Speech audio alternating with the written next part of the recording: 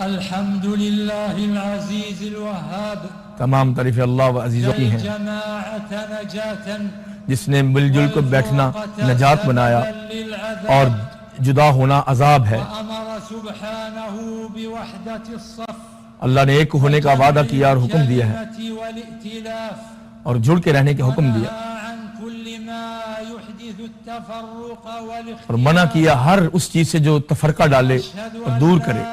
تو میں گواہی دیتا ہوں اللہ کے سوا کوئی بھی معبود برحق نہیں ہے، وحدہ لا شریک ہے،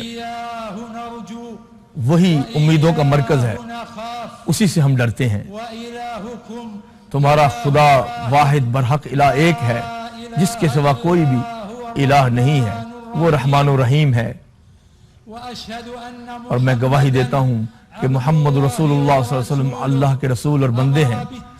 جنہوں نے سب کے ساتھ مل جل کے رہنے اور تعاون کا حکم دیا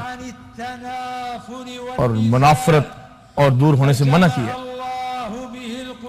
اللہ نے ان کے ذریعے دلوں کو جوڑا اور احوال کی اصلاح کی، اور اللہ نے حکم دیا اے نبی آپ رسالت پہنچائیں، امانت ادا کریں۔ فرمایا کہ اے نبی آپ کہیں کہ لوگوں میں تم سب کی طرف اللہ کا رسول ہوں، وہی رب جس کی کائنات ہے ساری، اس کے سوا کوئی عبادت کے لائق نہیں ہے، وہی زندہ کرتا اور مارتا ہے۔ صلاۃ و سلام پیغمبر علیہ السلام پہ اور ان کی آل پہ اور اصحاب پہ کثیرن کثیرا۔ اما بعد، اے مسلمان بھائیو، اللہ سے ڈرو، اس کی اطاعت کرو، اور اس کا طریقہ یہ ہے کہ شریعت کی پابندی کرو اور حدود اللہ کا خیال رکھو تاکہ ہم اصلاح کرنے والے کامیاب رہیں دنیا اور آخرت میں۔ یہ اللہ کی حدود ہیں، جو ہی اللہ اور اس کے رسول کی اطاعت کرتا ہے اللہ پاک ان کو جنتوں میں داخل کرے گا جن میں نیچے نہریں بہتی ہیں، ہمیشہ وہاں پہ رہیں گے۔ یہی تو سب سے بڑی کامیابی ہے۔ اور اللہ کی حدود کو حفاظت کرنے کا مطلب یہ بھی ہے ہم عبادت صرف اللہ کی کریں اور غیر اللہ کے لیے کوئی حصہ نہ رکھیں۔ اللہ کا حکم ہے کہ سب حکومت اللہ کی ہے، حکم اللہ کا ہے، اور اس نے یہ حکم دیا ہے کہ اس کے سوا کسی کی عبادت نہ کرو۔ یہی دین قیم ہے جو قائم ہے، لیکن اکثر لوگ نہیں جانتے اس حقیقت کو۔ جو توحید والے ہیں وہی ہدایت والے ہیں، اور ان کے لیے نجات ہے اور نیک انجام ہے۔ اللہ فرماتے ہیں ہم نے ہر امت میں ایک رسول کریم بھیجا، انہوں نے یہی کہا کہ رب کی عبادت کرو اور شیطان کی عبادت سے بچو، اور بہت سے لوگوں کو اللہ نے ہدایت دے دی، اور بہت سو پہ اللہ کا کلمہ آ گیا کہ وہ ہدایت نہ پا سکے۔ اور دیکھیں جھوٹوں کی کیا انجام ہوا۔ اور اللہ پاک نے فرمایا، اللہ توحید کی گواہی دیتے ہوئے کہتے ہیں اللہ کے سوا کوئی معبود نہیں، اور رب کے سوا کسی کو الہ مت بناؤ، اس کے سوا کوئی معبود نہیں، ہر چیز ہلاک ہو جائے گی سوائے اس کے چہرے کے، اسی کا حکم ہے اور اسی کی طرف لوٹ کے جانا ہے۔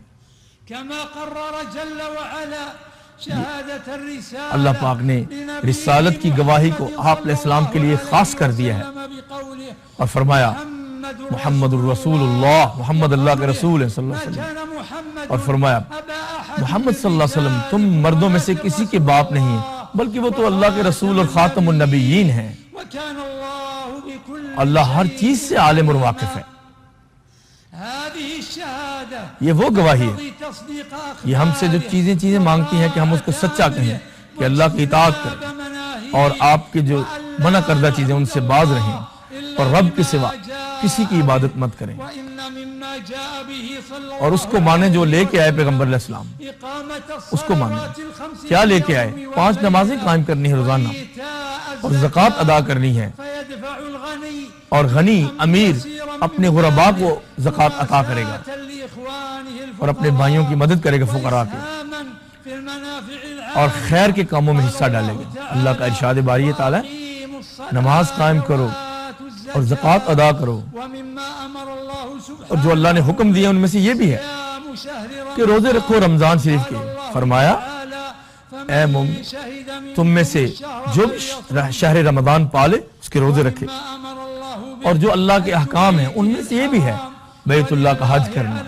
اور اللہ نے فرمایا لوگوں کے ذمے ہے بیت اللہ کا حج کرنا رب کی خاطر، یہ اسلام کے ارکان میں سے ہے۔ پیغمبر علیہ السلام نے فرمایا اسلام یہ ہے کہ اللہ کی اور رسول اللہ کی گواہی دینا صلی اللہ علیہ وسلم کی، اور یہ کہ تو نماز قائم کرے اور زکوٰۃ ادا کرے اور رمضان شریف کے روزے رکھے اور حج بیت اللہ کرے اگر وہاں پہنچنے کی استطاعت ہے۔ اور ایمان کیا ہے؟ اس کے 6 ارکان ہیں، اللہ پہ، فرشتوں پہ، کتابوں پہ، آخرت پہ، رسولوں پہ اور آخرت کے دن پہ اور اچھی اور بری تقدیر پہ ایمان لانا۔ اور احسان کیا ہے؟ کہ ایسے اللہ کی عبادت کرنا جیسے آپ اس کو دیکھ رہے ہیں، اگر یہ تصور نہیں آ سکتا تو ذہن میں رکھو کہ وہ آپ کو دیکھ رہے ہیں۔ اے حجیو، پیغمبر علیہ السلام کا جو خطبہ تھا حج کا وہ کیا تھا؟ آپ نے فرمایا لوگو بے شک تمہارا رب ایک ہے اور تمہارا معبود برحق ایک ہے، جان لو کسی عربی کو کسی عجمی کے اوپر کوئی فضیلت حاصل نہیں، کسی گورے کو کالے پہ کوئی فضیلت حاصل نہیں، کسی سرخ کو سفید پہ اور سیاہ پہ کوئی فضیلت حاصل نہیں، اسی کے برعکس سوائے تقویٰ کے۔ اب کیا میں نے پہنچا دیا ہے؟ بے شک اللہ نے تمہارے خونوں کو حرام کر دیا، تمہاری عزتوں کو حرام کر دیا، تمہارے مالوں کو ناحق چھیننا حرام کر دیا، اور ان کی حرمت اس شہر جیسی بیت اللہ اور اس مقام جیسی اور اس وقت جیسی بنا دی،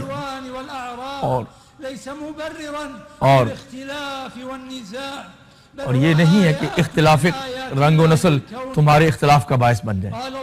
اللہ کا حکم ہے اور اللہ کی نشانیوں میں سے ایک یہ ہے کہ زمین و آسمان کو پیدا کیا اور تمہاری زبانوں کا مختلف ہونا، تمہارے رنگوں کا مختلف ہونا،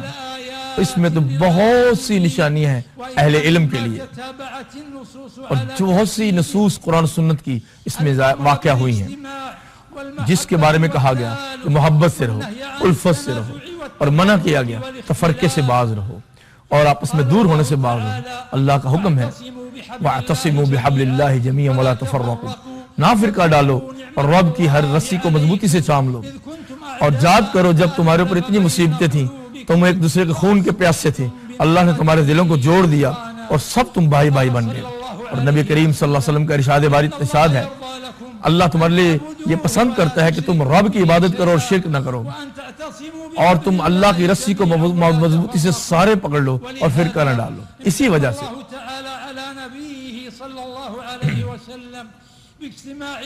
اسی لیے اللہ نے اپنے نبی کو بھی صحابہ کو بھی جمع کرنے کا حکم دیا، فرمایا اے نبی وہی رب ہے جس نے آپ کی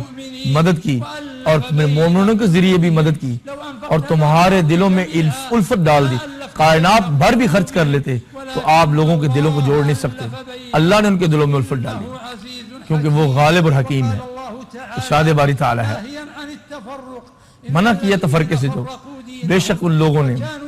بہت فرقے کیے اور گروہ در گروہ بن گئے، اے نبی آپ کا ان سے کوئی تعلق نہیں،